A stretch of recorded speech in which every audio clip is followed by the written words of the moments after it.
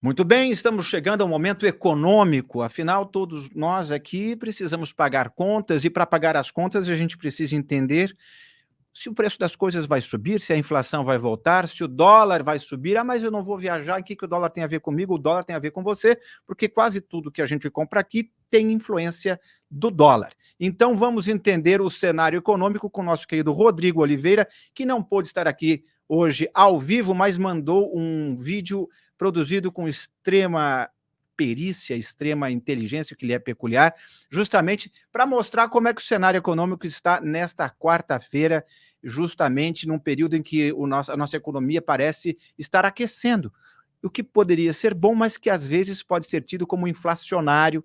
Enfim, deixa ele falar. Rodrigo Oliveira, com você.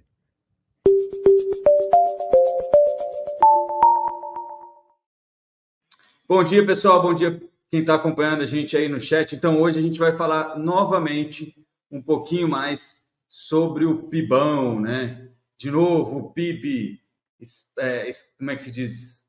Ultrapassando aí as expectativas, né? Batendo o consenso de mercado, que era de 0,9%, subiu 1,4% no mês contra mês. E aí veio a atividade industrial agora de agosto, que acabou de sair, saiu hoje pela manhã, pelo IBGE, e aí ela veio menos 1,4%.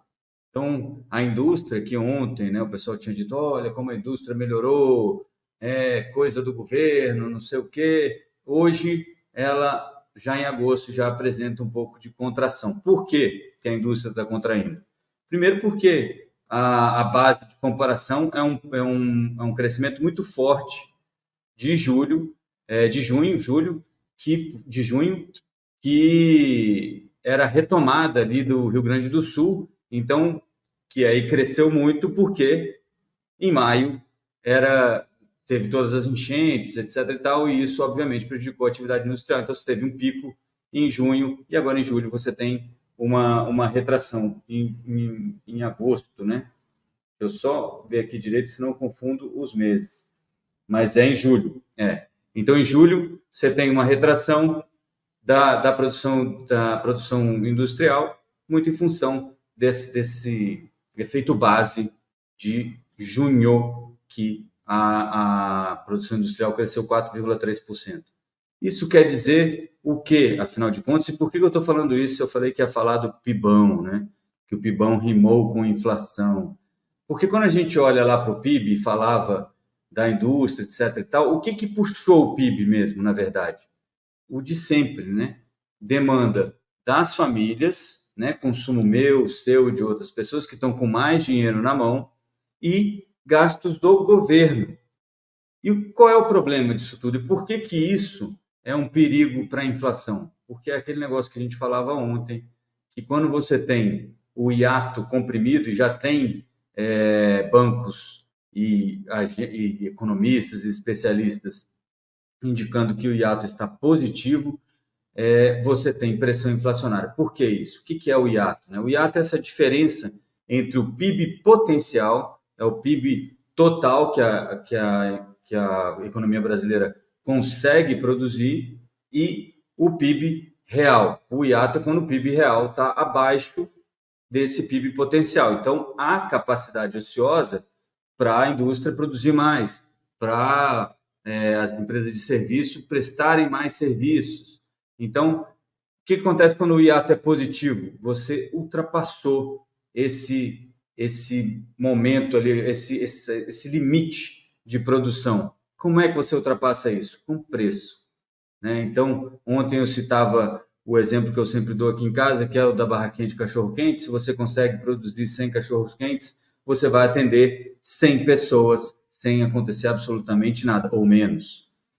Agora, se tem uma demanda maior do que 100 pessoas e você não investiu, e isso é importante de se entender, e você não investiu na melhoria, na ampliação da sua carrocinha de cachorro-quente, você só consegue produzir 100 cachorros-quentes, o que você vai fazer? Você vai vender os 100 para aqueles 100, aqueles 100 clientes mais dispostos a gastar um pouco mais pelo cachorro-quente. Então, você aumenta um pouco o preço e pressiona a inflação. E aí, qual é o resultado dessa conta matemática toda é que se os agentes econômicos começam a aumentar os preços, o Banco Central vai de volta para aquela ferramenta que ele mais usa para tentar segurar a inflação, que é a taxa de juros. Não à toa, ontem, os juros curtos, né, a gente comentou isso no meio-dia, no comecinho do dia, os juros curtos subiam com muita força, enquanto os longos caíam, muito em função dessa ideia de que é dado que o juro vai aumentar em setembro agora, nos dias 17 e 18, que é a próxima reunião do Comitê de Política Monetária do Banco Central. E ela é uma reunião que já pode ter aí o novo presidente do Banco Central sabatinado. Ele não é um presidente de direito e nem de fato, porque o Roberto Campos ainda estará lá de direito e de fato, mas é o próximo. E aí tem gente que acha que não, pode ser que com o Galípolo, apesar da falação dele lá, de que ele vai ser mais austero com inflação, com juros, etc. e tal, apesar dessa conversa toda, ele vai ouvir o Lula e não vai subir os juros e vai tentar segurar os juros. Lembrem-se, portanto, e no entanto, que o grupo de não indicados pelo Lula ainda é maioria dentro do Banco Central. O que o Roberto Campos Neto tem feito nas últimas falas, que o pessoal tem falado que ele está sendo mais dovish, né? Mais relaxado, né? Apontando para uma política monetária mais relaxada, controlar as expectativas para não precificar um aumento de 50 pontos base na Selic, que faria com que a Selic, que hoje está em 10,5% ao ano, fosse para 11% ao ano já em setembro. Aí ele falou, olha, vai ser gradual, etc e tal, indicando para todo mundo que, olha, se houver um aumento, o aumento será de 0,25 ponto percentual. O se houver, o mercado nem ouviu e nem quer ouvir. De acordo, né, com a precificação da curva de juros, com as opções digitais de Copom lá na B3, é dado que a gente vai ter um aumento e o aumento deve ser de 0,25 ponto percentual, mas é o primeiro aumento de algumas casas aí já prevendo a Selic de volta a 12 ou 12,5% no comecinho de 2025, que já vai ser o Banco Central comandado aí pelo Galípolo e um Banco Central com maioria de indicados do presidente Lula. E se não subir os juros? Bom, aí vai ter que lidar com a credibilidade, né? Não subiu porque realmente não precisava ou não subiu porque obedeceu o presidente Lula.